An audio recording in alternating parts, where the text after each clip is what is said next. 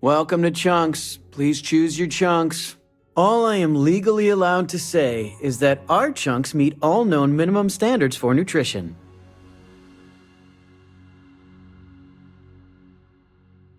Nobody talks about the food. Walk through New Atlantis, the marble corridors of the lodge, the manicured terraces of the residential district, the transit tunnels humming beneath your feet. And you pass through a world that has successfully convinced itself it has solved the hard problem. Humanity left Earth. Humanity survived.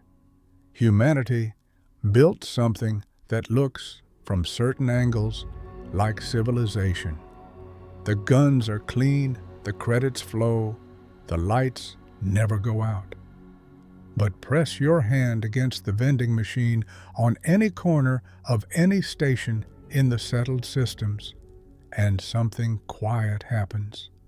A can drops, a wrapper tears, and for a moment, without ceremony or philosophy, you are reminded of the oldest truth the species ever learned, that none of it works without food. This is not a story about survival in the dramatic sense. No one is starving in New Atlantis. No desperate colony is rationing its last protein bar on the edge of known space. Or at least, that's not what the labels want you to think about. This is something quieter and, in some ways, more unsettling. It is a story about what food became when the people who needed it were spread across dozens of star systems, orbiting different suns, breathing different recycled air, and still reaching every morning for something that felt like breakfast. The settled systems runs on grav drives, political compromise, and the quiet terror of vacuum, but it runs just as surely on whoever figured out how to feed it. And the names on those wrappers, they are not incidental. They are a record of choices, a compressed history of what humanity decided mattered when it had to start over, what traditions were worth carrying across the light years, and what old hungers it could not shake even when everything else had changed. Branded coffee cups and beer cans and canned protein and wine bottles, they are, if you look at them long enough, a kind of archaeology, a layer of sediment, a record of a species negotiating with itself about what eating is actually for. So here is the question this episode is really asking. Not, what do people eat in the settled systems? That part is easy. The harder question is this. When humanity had the chance to leave everything behind and begin again, why did it rebuild the same food economy it had always had? The same gap between luxury and necessity, the same corporations sitting at the top of basic need, the same branding on the side of hunger. And what does that tell us about what human civilization actually is, beneath the marble and the optimism? The oldest problem in human history is also the simplest to state: land and seed and water and time. Every empire before the grav drive ran on those four things. Move soldiers and diplomats however you like, but nothing follows you into territory you can't feed. The Romans knew it. The first colonial powers knew it. And when humanity began spreading across the settled systems in the centuries after the grav drive's invention, after Earth announced its own slow dying in the year 2150, that truth did not become less true. It simply became more complicated. Filburn agriculture, more formally, Filburn Agricultural Systems, is not the company the name might lead you to imagine. It is not a faceless mega corporation running industrial growing operations across a dozen star systems. It is, at its core, a family business, Weston Filburn and his wife Sarah co-own and operate it out of Akila City in the Cheyenne system, with Weston's brother Henry in a complicated supporting role. The company's current claim to significance rests on a single, remarkable technology: IntelliWheat, a genetically engineered grain designed to grow in conditions that ordinary wheat cannot tolerate. IntelliWheat is what keeps Akila City self-sustaining. In a walled city on a planet ringed by hostile fauna, in terrain that cannot easily be farmed by conventional methods, that is no small thing. The tension at the heart of Filburn agricultural systems is that it could be so much more than it currently is. Sarah Filburn believes that IntelliWheat, properly developed and scaled, could feed not just Akila City, but the entire settled systems. The problem is that Henry, whose creativity produced IntelliWheat in the first place, has lost interest in agricultural research in favor of craft beer. The company that might one day define food security for a civilization is at present also running a small brewery behind the main building on Akila's streets, and the two ambitions are not coexisting peacefully. Whether Filburn agricultural systems resolves into something larger or remains a Freestar adjacent family operation serving one city while the settled systems feeds itself by other means, is one of the genuinely open questions in the food economy of settled space. That farming at interstellar scale remains a genuine challenge is not in question. Growing food on a world that orbits a different star means working without the calibrations that centuries of Earth agriculture took for granted. Soil chemistry evolved for alien ecosystems, light cycles that do not match anything the crops were designed for, microbial communities that may be hostile, absent, or simply unlike anything the seeds have ever encountered. Whatever methods have allowed the settled systems to feed itself across so many planets, the evidence suggests the solutions are patchwork, distributed, and rarely simple. Filburn's IntelliWheat points at one possible answer: not industrial scale alone, but engineered adaptability, food that meets the alien world halfway. Red Harvest sits in a different register. The name carries different weight, something that feels more rooted, more human, perhaps closer to the land. But Red Harvest is, by most accounts, a large operation.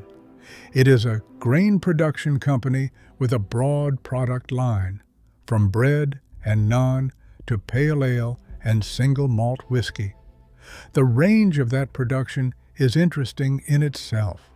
A company willing to hold grain staples and alcoholic beverages under the same name, as if both are natural extensions of what growing things can become. The whiskey, notably, comes in small juice boxes packaged with straws, a detail that is either a piece of practical packaging logic for a market used to convenience formats, or the most deadpan product design decision in the food economy of settled space. Possibly both. The name still does something that purely utilitarian brands do not. It invokes harvest as a seasonal, almost ceremonial act. The red of it suggests autumn on a world where autumn exists, a chromatic memory of Earth that whoever named this company chose to carry forward deliberately. Red harvests are a specific kind of memory, fields in late summer tilting toward gold and crimson, the particular quality of light that comes before the cold, the communal rhythm of gathering before the season turns. Naming a large agricultural company after that image is a deliberate aesthetic choice. It is a commitment to a way of relating to food that goes beyond logistics, insisting that even grain at scale carries something of the land it came from. Centauri Mills completes this first tier of the food economy, the processing end of a long chain. It produces sweets and grain-related products, and it has maintained a facility on Gagarin since shortly after the armistice that ended the colony war, making it one of the older continuously operating food processing presences in a system that has seen significant change. Gagarin sits in the Alpha Centauri system, and given that the company name invokes Centauri directly, the inference is difficult to avoid that Centauri Mills grew up in or around that system before expanding further. Whether Centauri refers specifically to Alpha Centauri or speaks to something broader in the company's history, the mill as a concept is ancient, a place where raw grain becomes something workable, where the distance between field and table is bridged by a specific kind of transformation. Centauri Mills carries that transformation into the future, processing what other companies grow into the standardized ingredients and staple products that move through supply chains and end up in colony kitchens and station canteens across settled space. There is a particular honesty to a can of food with no pretension. It does not claim to be anything other than what it is. It does not promise an experience or invoke a tradition or suggest that opening it is an act of cultural participation. It says, "This is sustenance. Take it or leave it." Chunks is the most transparent name in the entire settled systems food economy. Whatever it contains, and the name actively discourages detailed inquiry, it nourishes a body. It exists to close the gap between alive and not alive, and it makes no apologies for the aesthetic cost of doing so.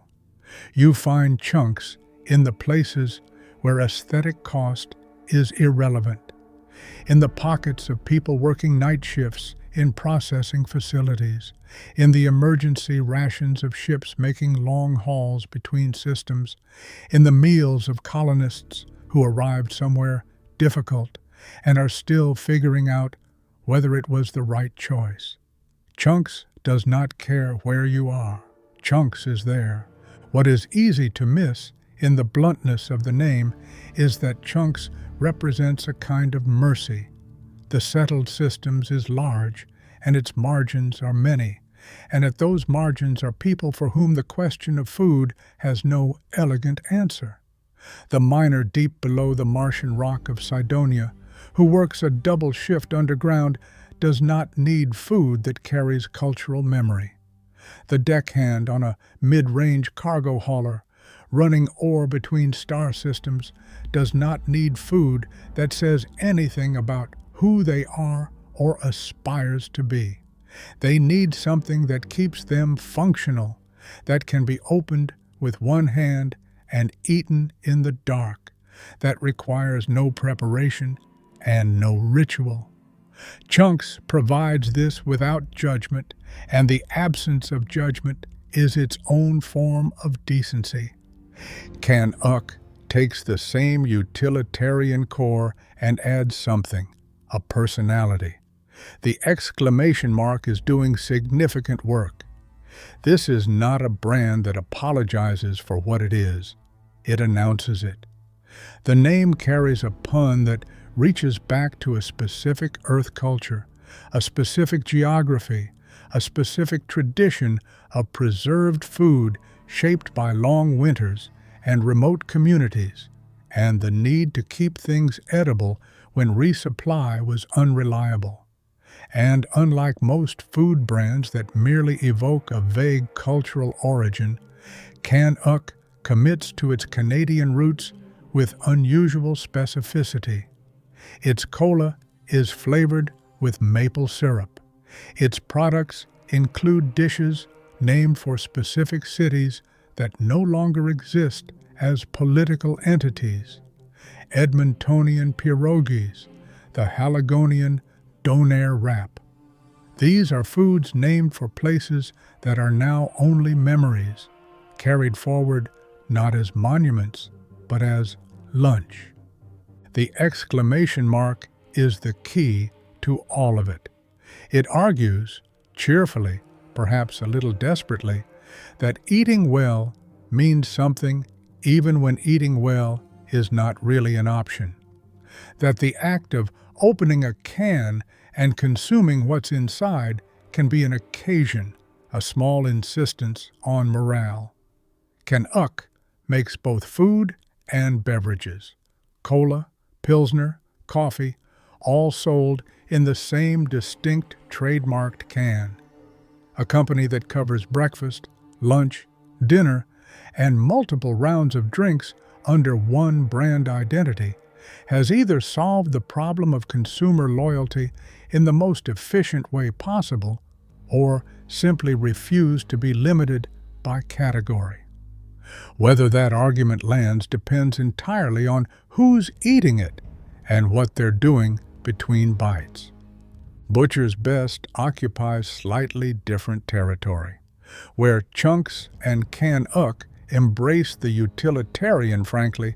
Butcher's Best makes a claim that it is the product of craft, of expertise, of someone who knows what they are doing with protein.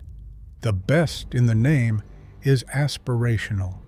It suggests that quality is possible even in the preserved meat sector, that not all processed food is equivalent, that someone made choices that resulted in a better product. Whether the claim holds up under scrutiny is probably irrelevant. What matters is that the name participates in a tradition of artisanal branding stretching back centuries on Earth. The idea that the right person handling the right cut of meat produces something worth distinguishing from the alternative.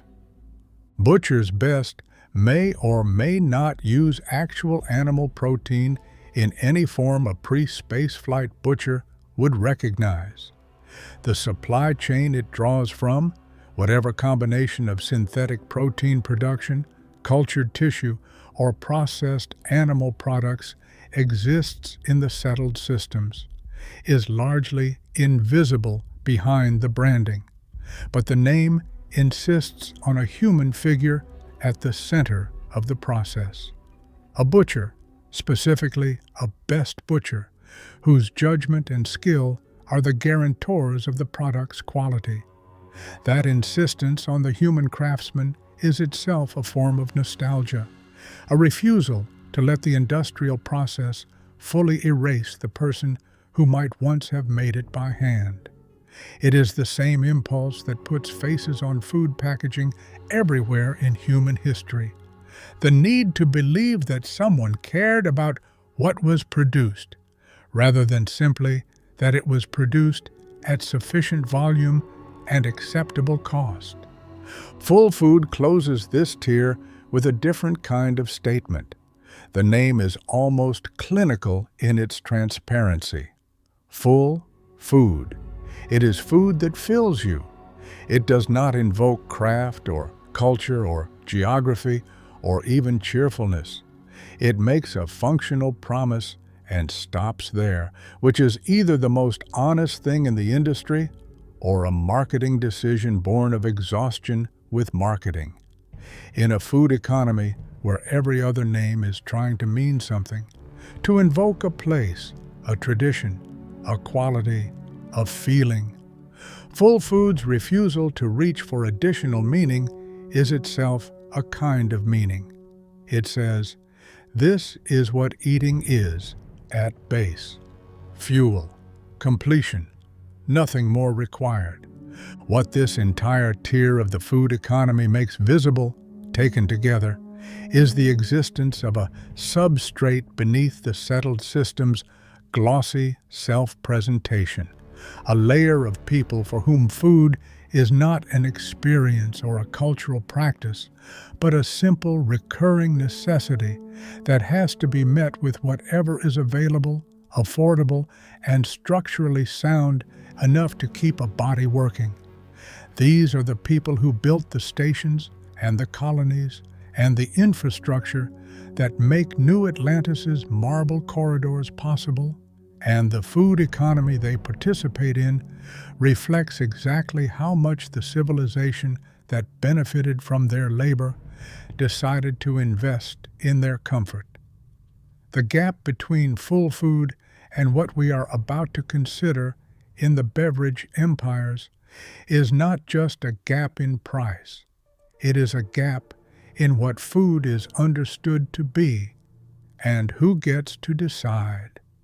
Coffee is older than most of the political structures in the settled systems, older than the United Colonies, which coalesced around the founding of New Atlantis in the year 2160, older, certainly, than the Free Star Collective, which Solomon Coe established through voluntary alliance with Volai in 2189.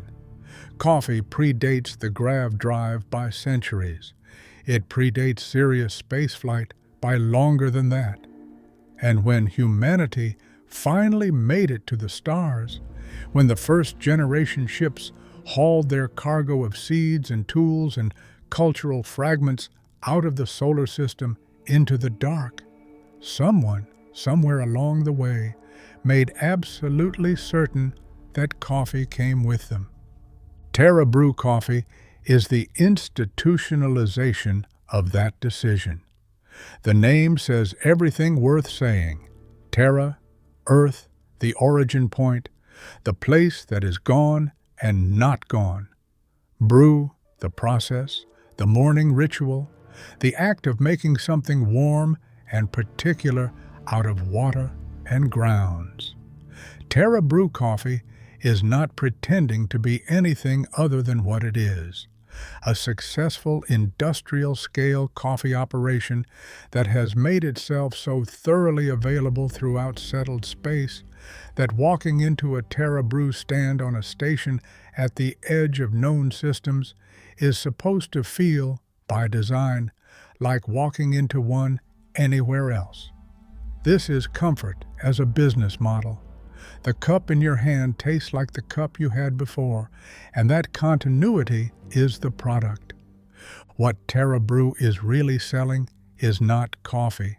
It is the feeling of normalcy in a civilization that spent 2 centuries being anything but normal, losing Earth, building itself across star systems, fighting a war between its 2 largest political entities from 2308 to 2311, and then trying to settle into something resembling stability.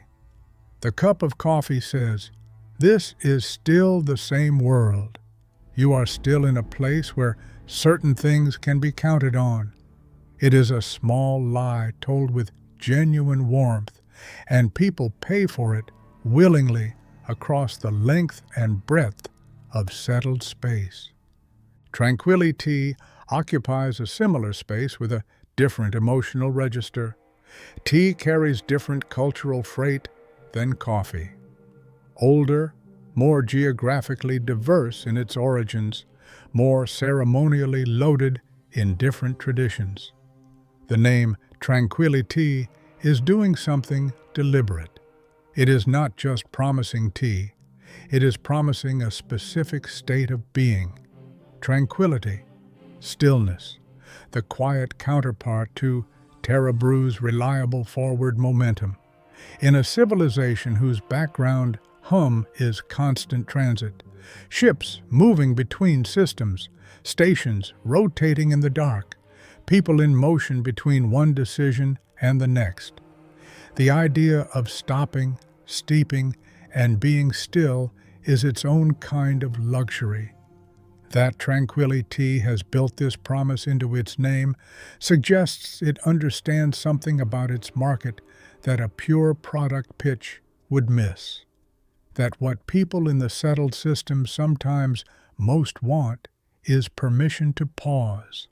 That the ritual of making tea, slow, deliberate, requiring a specific kind of patience, is not separate from the product, but is the product as much as the liquid itself.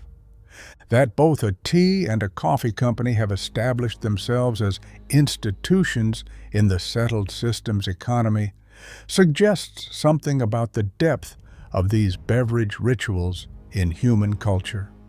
They survived the loss of the planet that originally produced them.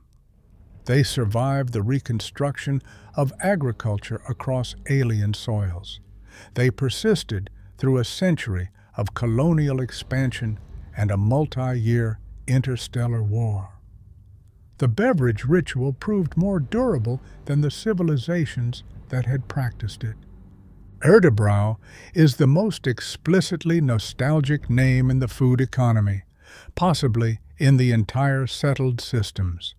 Erde is the German word for earth, not earth, the English word, the Anglophone default, but Erde, the word that belonged to a specific language, a specific culture, a specific people who built something in Europe for centuries before the era of space travel changed everything.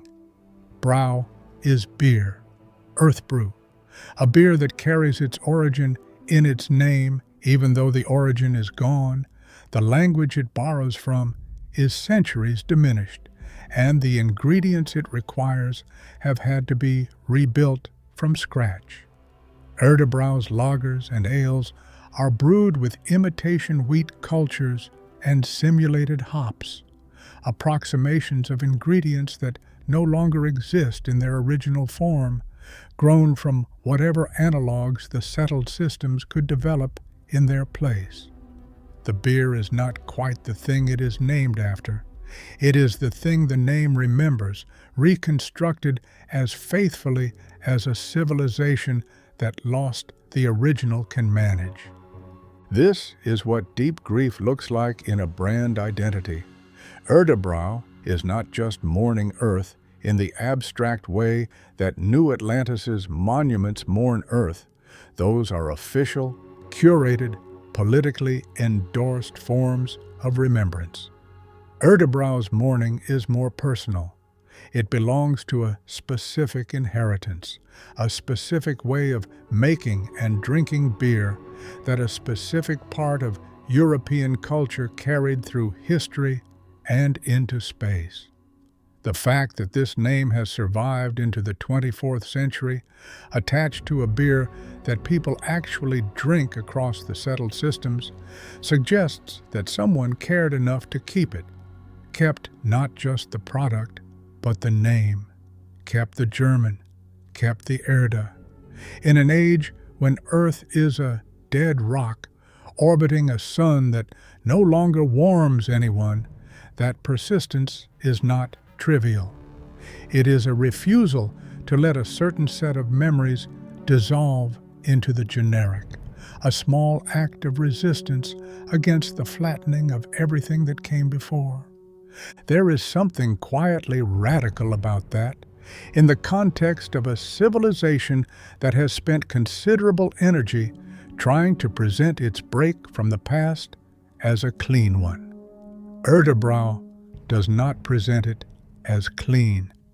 Boom pop is the opposite of nostalgia. It is pure energy, pure present tense, pure consumer spectacle. The carbonated beverage industry has always been the entertainment wing of the food economy. Products that exist not because they are necessary, but because they are wanted, because the fizz and the sweetness and the brightness of the packaging hits something in human psychology that more functional products do not reach.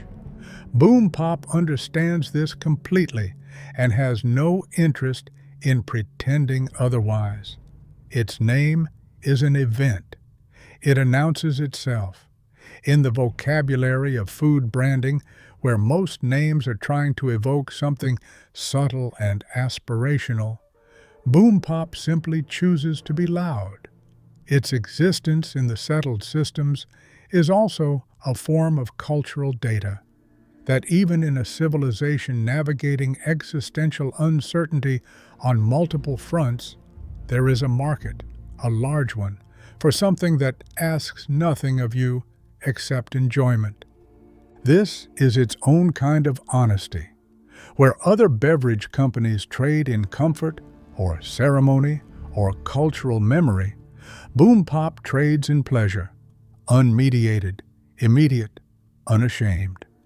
That such a brand has found its market across the settled systems is a reminder that human beings do not only want comfort and continuity, they also want, with some regularity, something that is simply fun. Chandra Vineyards stands at the opposite end of the beverage spectrum from everything else we have considered. Wine is the oldest of the alcoholic traditions to have accumulated serious cultural prestige.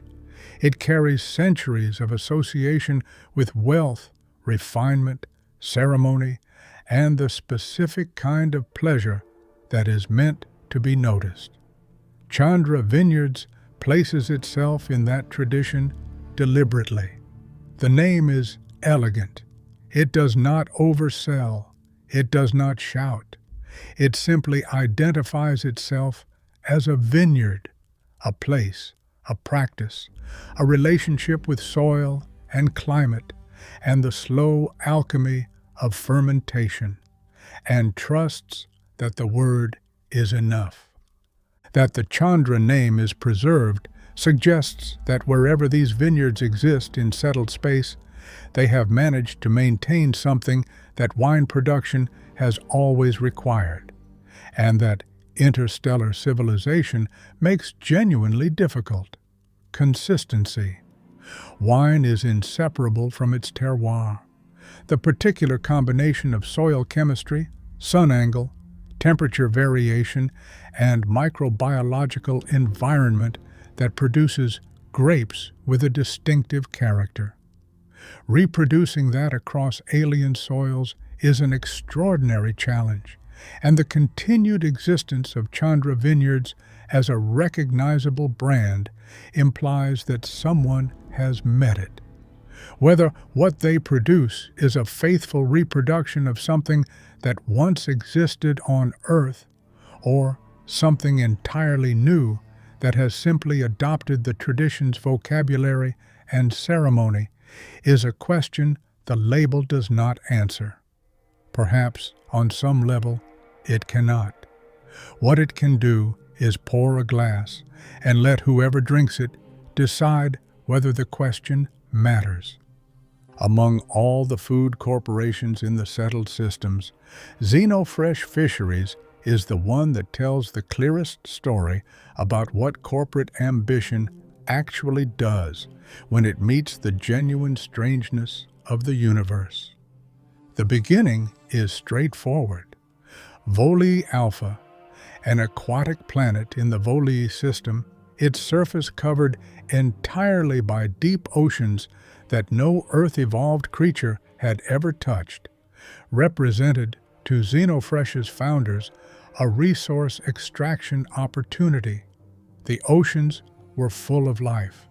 The life included fish, and where there are fish, there are people who have historically found ways to catch them, process them, package them, and sell them to people far away who have never seen the water they came from.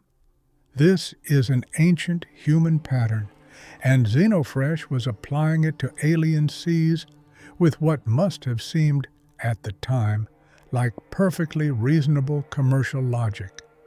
The platform they built on Volii Alpha's surface, a massive industrial structure designed to process marine catch at scale, was an investment. The kind of investment that makes sense only if the market is real, the logistics are manageable, and the product is something people will actually buy. Fish, in other words, had to be fish, recognizable, consumable, nutritionally useful, and commercially viable. Xenofresh built its platform expecting all of these things to be true. What the deep oceans of Volii Alpha actually contained was not what anyone expected. The fish in those waters, a species that would come to be known as the chasm bass, produced secretions with no analog in Earth-evolved biology. Specifically, the oil they secreted had naturally occurring psychotropic properties. The chasm bass, processed and consumed, did something to human neurochemistry that food was not supposed to do. They altered perception. They produced experiences. They did, in short, what drugs do. And they did it from an entirely natural source, without synthesis, without a laboratory, as a simple byproduct of alien evolution, producing alien molecules that happened to fit human receptor sites in ways no one had predicted and no one had planned for. Strikingly, the initial medical assessment of this compound found no apparent harmful side effects. Medical authorities approved the resulting drug, named Aurora, for human use. But the United Colonies moved almost immediately to ban it within their territory, and the regulatory cascade that followed reshaped everything. Aurora was not, in most of the settled systems, something that could simply be sold. It required a jurisdiction where it was permitted, and Xenofresh, which owned the platform, was in a position to provide one. The pivot is the remarkable thing. Xenofresh Fisheries, confronted with the collapse of its original business model, did not close. It did not abandon the platform. It looked at what it had: a massive industrial facility on an alien ocean world, a substance that human beings demonstrably wanted with considerable intensity, and a legal opportunity that UC prohibition had accidentally created.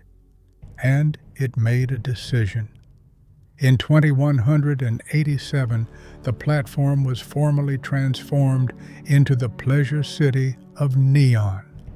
2 years later, when the Volii system joined the Freestar Collective in 2189, Aurora's sale and consumption were officially restricted to Neon alone, meaning that the city's most valuable product was now protected by interstellar treaty, available nowhere else in the settled systems. The platform that was built to process fish became a city built to process desire. Understanding what Neon is requires understanding what Xenofresh decided it was willing to become. The city is not incidental to the company's identity. It is the company's identity transformed. Xenofresh controls the platform. Xenofresh controls access. Xenofresh sets the conditions under which the city operates, the terms under which its inhabitants and visitors exist within it, the legal framework that makes Aurora available in Neon and nowhere else. The company did not simply adapt to an unexpected discovery. It built a jurisdiction around it. That is a different thing entirely, and it is the thing that places Xenofresh in a category no other food corporation in the settled systems has entered. What is easy to underestimate about the Xenofresh story is that the fishing did not stop.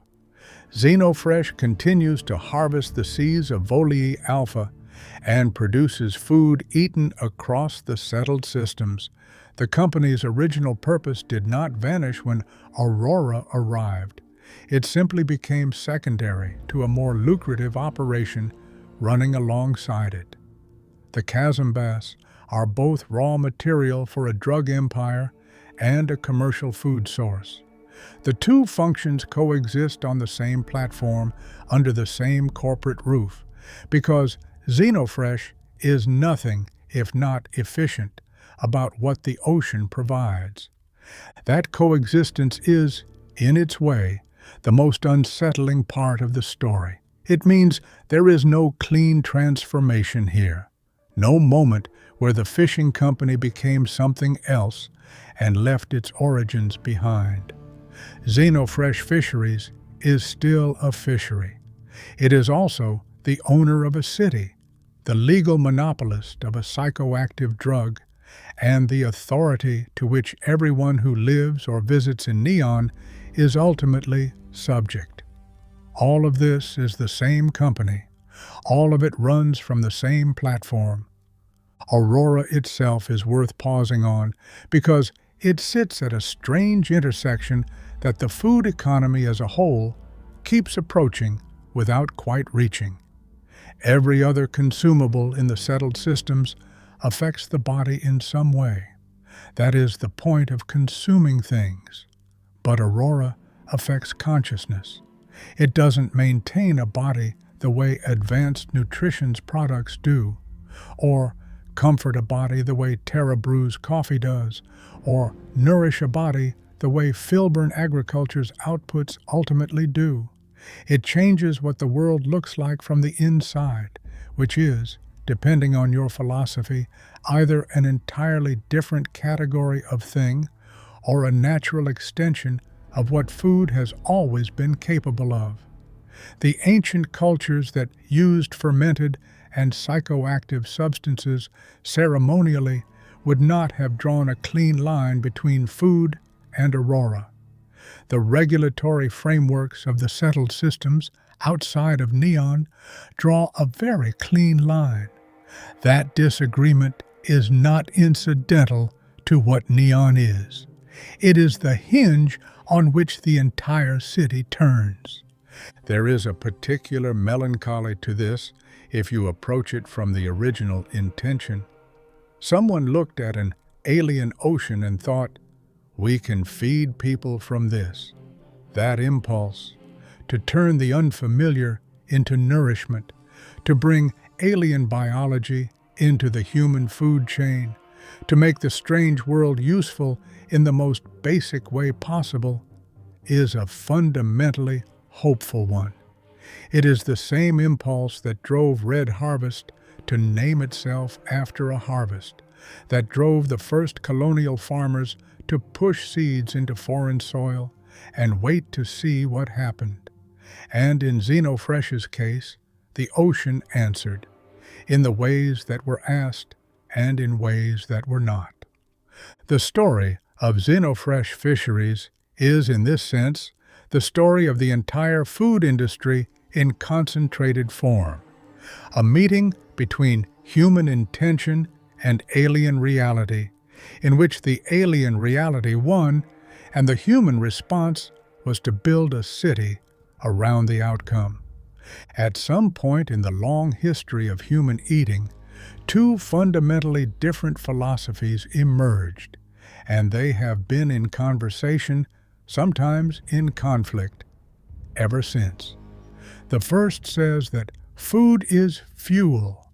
The body is a biological system with inputs and outputs, and the goal of eating is to supply the right inputs in the right quantities to keep the outputs functioning optimally.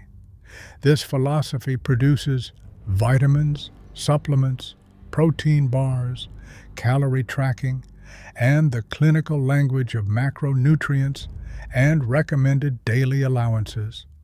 The second philosophy says that food is meaning, that eating is a cultural act, an aesthetic act, a social act, that what we eat and how we prepare it and who we share it with is one of the primary ways humans construct identity and community.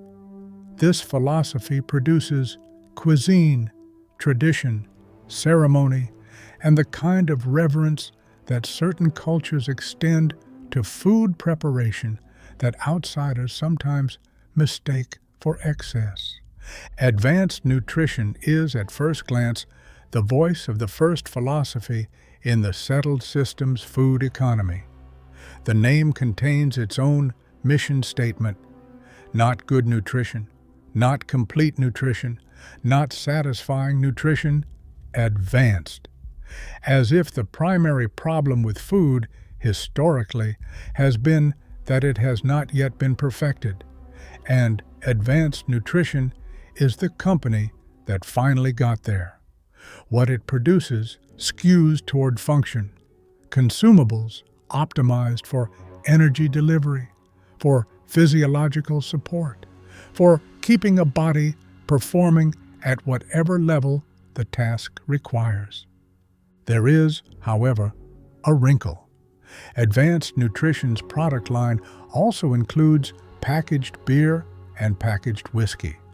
The company that presents itself as the clinical answer to human nourishment also provides standard-issue alcohol, sold with the same branding and presumably the same emphasis on standardization and reliability. What this means about Advanced Nutrition's actual philosophy is genuinely ambiguous. One reading is that it simply recognizes alcohol as a caloric input and treats it accordingly. Fuel is fuel. Another reading is that morale is part of the equation, that whoever designed this company's product portfolio understood that soldiers and researchers and pilots need something beyond optimized macronutrients to keep functioning as human beings. Either way, the product line is more complicated than the name suggests.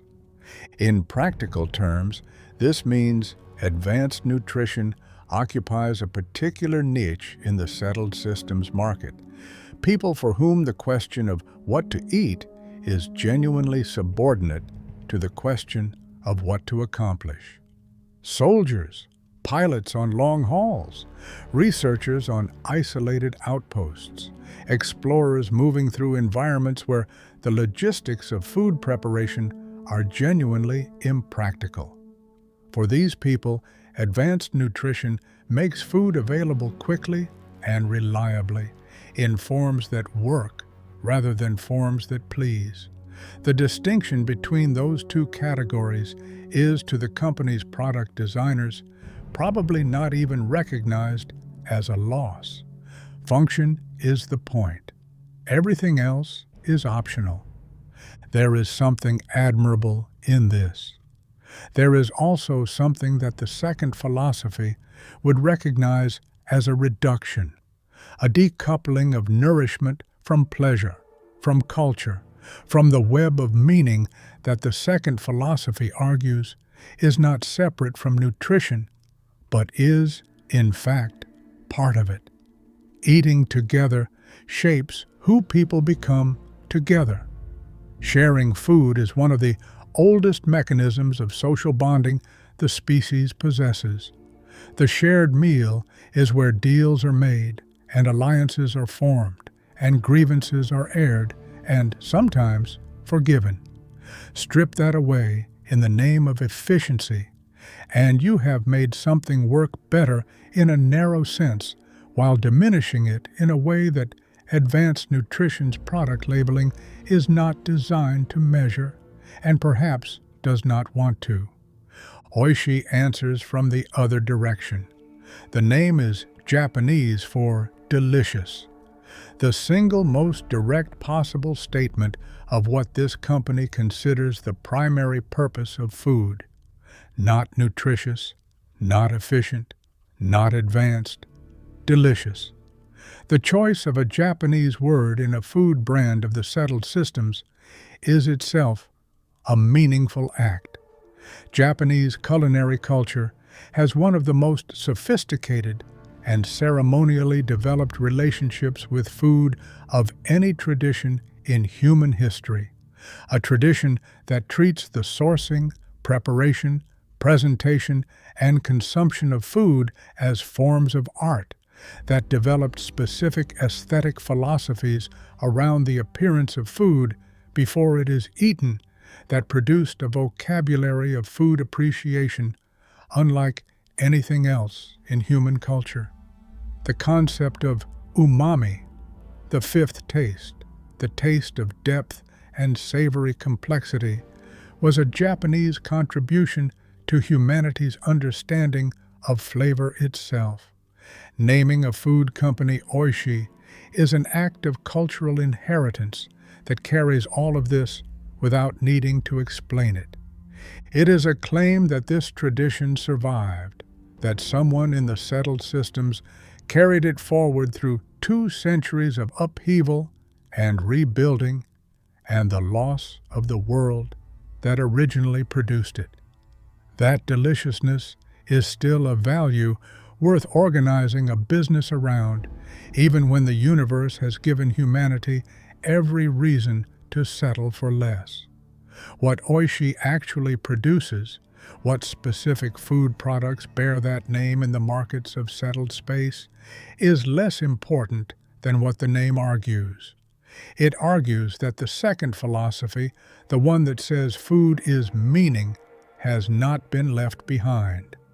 That somewhere in the gap between chunks and Chandra vineyards, between full food and the most elaborate meal served in New Atlantis' finest establishments, there is a tradition that treats the word delicious as a destination worth traveling toward. In a universe that can feel at its edges like pure logistics, pure survival calculation, pure resource management, pure necessity, Oishi insists that pleasure is also necessary. That a civilization which forgets how to want good food has forgotten something important about what civilization is for. Together, advanced nutrition and Oishi make visible a split that runs through the entire food economy and, by extension, through the civilization it feeds. The question of what food is for, whether it serves the body or the person, whether it optimizes function or constructs meaning, is not a question the settled systems has resolved. It has simply distributed the 2 answers across a range of brands and price points and product categories, and let people choose according to what they can afford and what they believe, which vision of nourishment they want to consume. Step back from any one of these companies, and the picture that emerges is not a picture of the food industry. It is a picture of civilization making choices about itself, and then quietly encoding those choices in the names and packaging of things people consume every day without examining. Filburn Agriculture and Red Harvest and Centauri Mills represent what might be called the invisible foundation, the prerequisite for every political structure, every military force, every artistic or scientific institution that the United Colonies and the Free Star Collective and the various independent factions have built. Without agricultural infrastructure, none of it stands. And yet these companies exist below the line of visibility in the cultural narrative of settled space. They do not appear in the stories people tell about who they are. They appear in supply contracts and cargo holds, and the kind of meetings that take place in offices no one is invited to observe. Filburn Agricultural Systems is solving food security for Akila City, one engineered wheat strain at a time. Red Harvest is putting whiskey in juice boxes. Centauri Mills is quietly processing grain on Gagarin. None of them are glamorous. All of them are necessary. What does appear in the stories, what has name recognition, what gets advertised, what people choose by preference rather than by necessity, is the layer above. The beverages, the processed proteins, the luxury end of consumption. Terra Brew coffee has a cultural footprint in the settled systems that Filburn agriculture almost certainly does not, despite the fact that Filburn's work is more foundational. This is not unique to the 24th century. Food systems have always been most visible at their most discretionary end: the restaurants, the wines, the coffee culture, while the agricultural infrastructure that makes all of it possible remains largely invisible to the people who depend on it. The geography of who eats what in the settled systems follows a pattern familiar from every civilization that preceded it. Chandra Vineyards is not on the shelves at the same locations as CAN-uck, not because the logistics are impossible, but because the market is segmented deliberately by price point and by cultural signal. Who can afford wine tells you something about who they are, what they do, where they live, how they move through the world. Who is eating chunks tells you something else, and the distance between those two portraits is not measured in nutrition. It is measured in the structural conditions of an economy that decided implicitly and repeatedly that access to pleasure and dignity in food would be distributed unequally. Xenofresh Fisheries represents the limit case of what happens when a corporation's relationship with basic need becomes complex enough to reshape the physical and political geography of a place.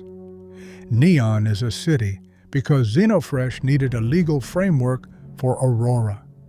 The people who live and work there, the dancers, the security personnel, the researchers, the visitors moving through the pleasure corridors, all exist within a space that a fishing company built and continues, in the most literal sense, to own. The platform still does what it was built to do. It fishes. Xenofresh still produces food from Volii Alpha's oceans that travels across the settled systems. And it also produces Aurora, and owns the city that Aurora built, and holds the jurisdiction that makes the drug legal. All of this coexists. The most culturally influential space that any food corporation in the settled systems has built was not built by design. It was built by accident, by the discovery that what was pulled from the water was more than anyone had expected, and by the willingness to follow that discovery wherever it led. What the food industry of the settled systems does not say on any of its labels is this: that feeding a civilization is a political act, that every decision about what gets produced, at what scale, at what price, for which markets, in which systems, by which company, is a decision about who matters and how much. Red Harvest's scale and Centauri, Mill's quiet processing presence, and Chunk's blank utilitarian honesty, and Chandra Vineyard's quiet elegance are not just market positions. They are, collectively, the architecture of a hierarchy, a map of the settled systems not as territory, but as appetite, showing who gets to desire and who gets to be satisfied. Return to the original question: when humanity had the chance to leave everything behind, why did it rebuild the same food economy it had always had? The honest answer, visible now in the spread of brands across settled space, is that it never really tried not to.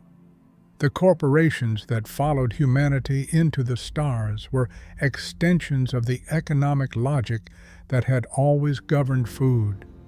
That basic need is a market, that markets produce hierarchies, that hierarchies require someone at the bottom and someone at the top, and that the distance between chunks and Chandra vineyards is not a design flaw, but a design. And yet, the names on the labels also tell a different story running alongside this one. The Erde in Erdebrau, the Japanese in Oishi, the harvest in Red Harvest, the tranquility in Tranquility. These are acts of cultural memory, however imperfect and however commercialized, reaching back through centuries of displacement and loss to something that mattered to someone. Food is how human beings remember who they were before the circumstances changed. It is one of the primary ways meaning survives catastrophe. Oishi argues for deliciousness at the edge of known space. Erdebrau carries a dead planet's name into a beer it sells on alien soil. Even Chunks, honest to the end about what it is and what it isn't, keeps a body alive long enough for that body to reach for something better. The question that remains, quieter than the one we started with, but harder, is whether the civilization that built all of this will ever be honest enough to look at its own labels, to notice what the packaging does not say about who goes hungry and who does not, to ask whether the gap between the bottom and the top of this economy is the same gap that followed humanity from Earth, unchanged by every light year it crossed.